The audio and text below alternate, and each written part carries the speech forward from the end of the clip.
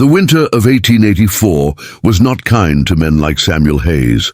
He'd driven cattle, mended fences, and buried friends, all under the same endless western sky. But now that sky had turned white and cruel. His horse staggered through knee-deep snow, breath fogging in the air like ghost smoke. The wind screamed between the pines, stripping warmth from his bones. Samuel had known cold before, but not like this.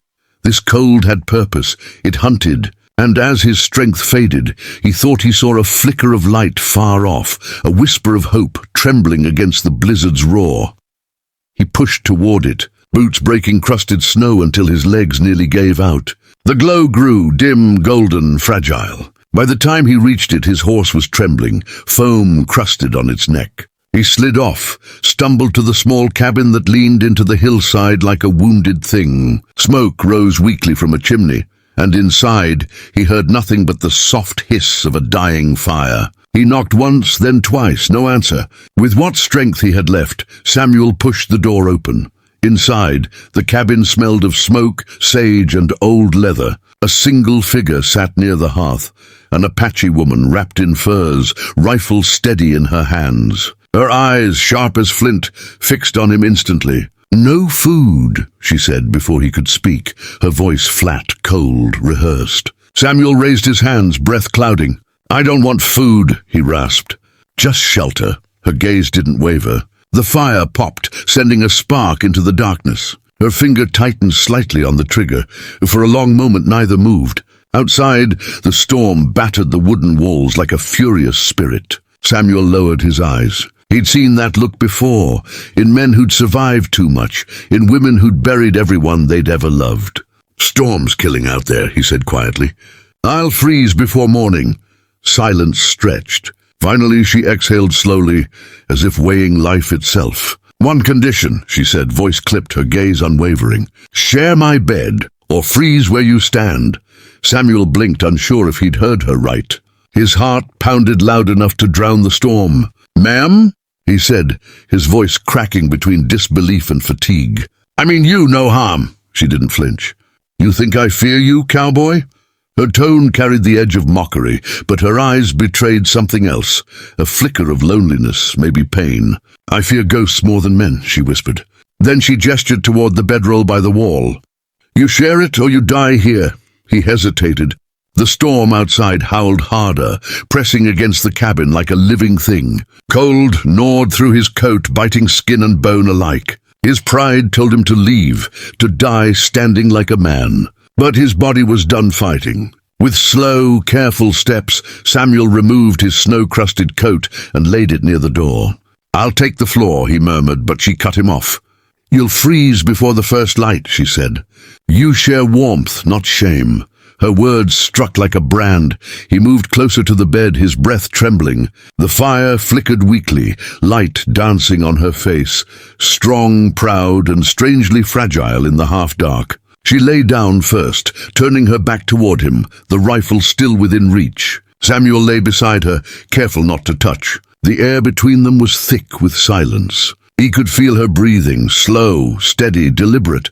He realized then she was as much a prisoner of this storm as he was. Two souls trapped by circumstance, bound by survival. For a while, neither spoke. The storm outside sang its wild hymn, wind scraping against the window shutters. Samuel stared at the ceiling, listening to her breathing, the crackle of the fire, the rhythm of his own heartbeat. He wanted to ask her name, but didn't dare. He could tell by her stillness that words had been her enemies for too long. But when a sudden gust broke the latch and snow blew in, she rose instantly, swift, alert, and graceful as a cat. She secured the door, pressed her palm against the wood, and stood there for a long moment. "You ride alone?" she asked suddenly, not turning. Her voice carried curiosity now, not command. "Always," he said quietly. "No one waits for me." She turned, eyes softening a fraction. "Then you are lucky," she murmured. "Waiting kills faster than cold." Samuel wasn't sure what she meant, but in her tone he heard a story, a wound left open beneath years of silence. He wanted to ask, but her gaze told him not to.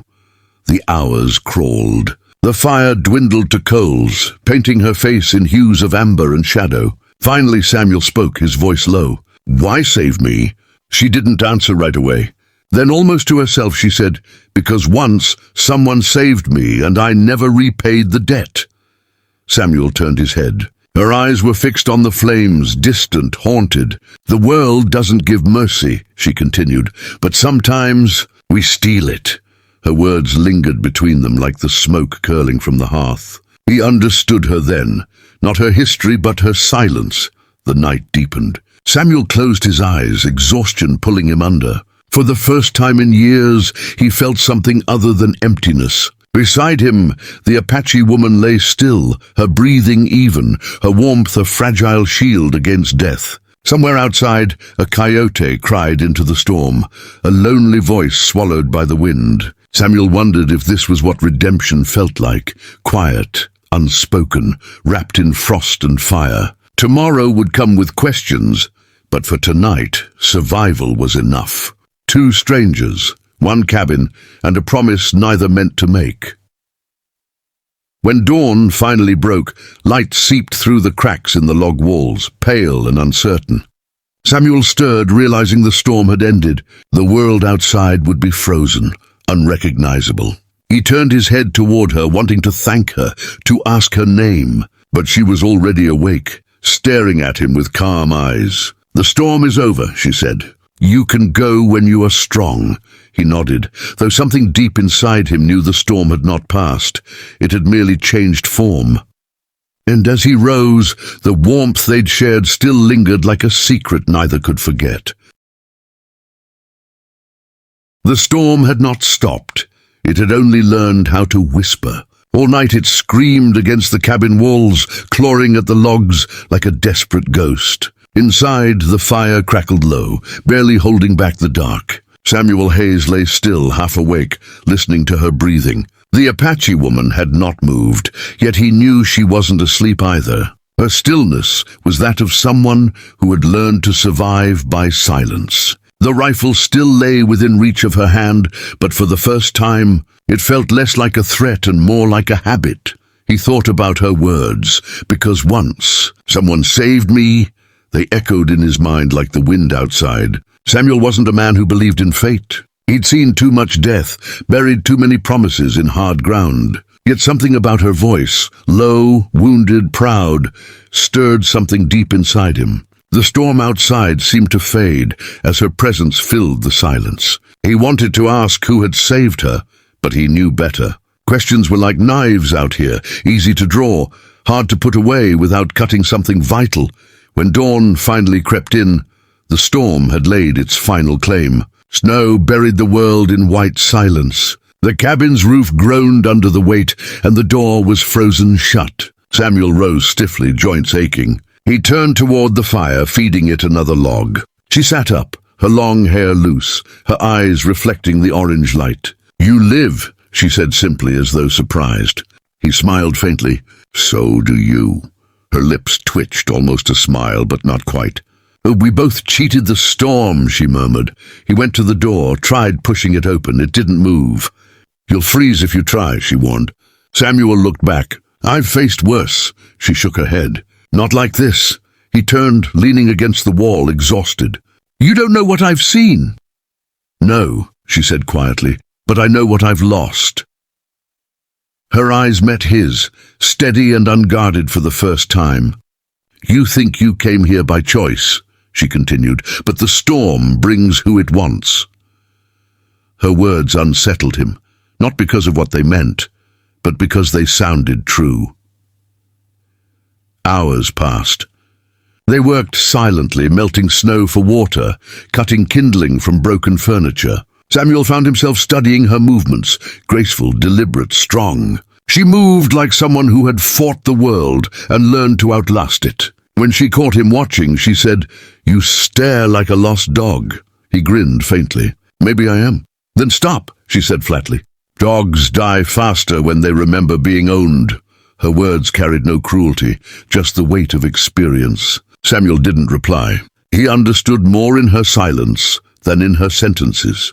By evening, the storm had gentled to flakes whispering against the window cracks. The firelight painted them both in gold and shadow.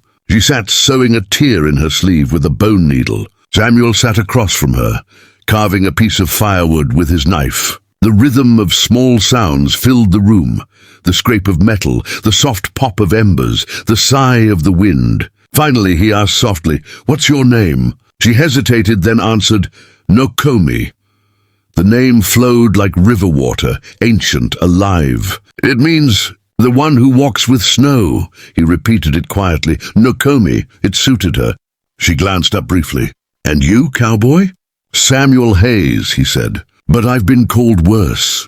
That earned the faintest smile from her.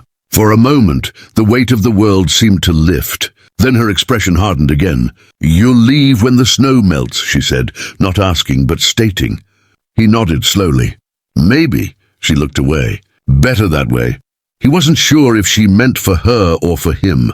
He stared at the flames, realizing he no longer knew which side of loneliness he belonged to.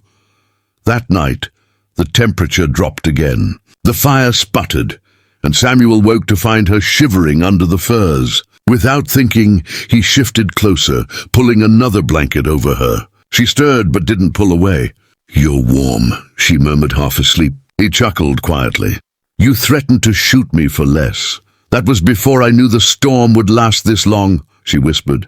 Their eyes met briefly, then drifted shut. The storm had taken their defenses, their fear, and left behind only the fragile truth of need. They slept, two strangers sharing breath, warmth, and the faint pulse of trust.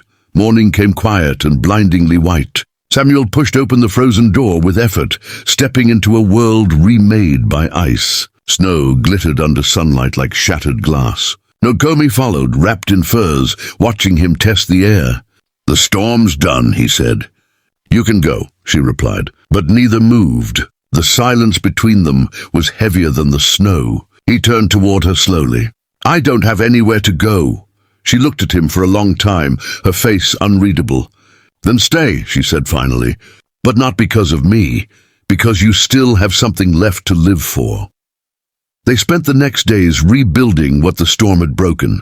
Samuel fixed the roof. Nokomi hunted rabbits and gathered wood. They spoke little, but the quiet between them was different now, softer, almost companionable. One evening she told him of her people, how the soldiers had driven them from their valley, how she had lost her husband to winter and war. "He was Comanche," she said. "They called our love betrayal." Samuel listened in silence, knowing better than to pity her. When she finished, she said, "I was left with nothing but fire and snow."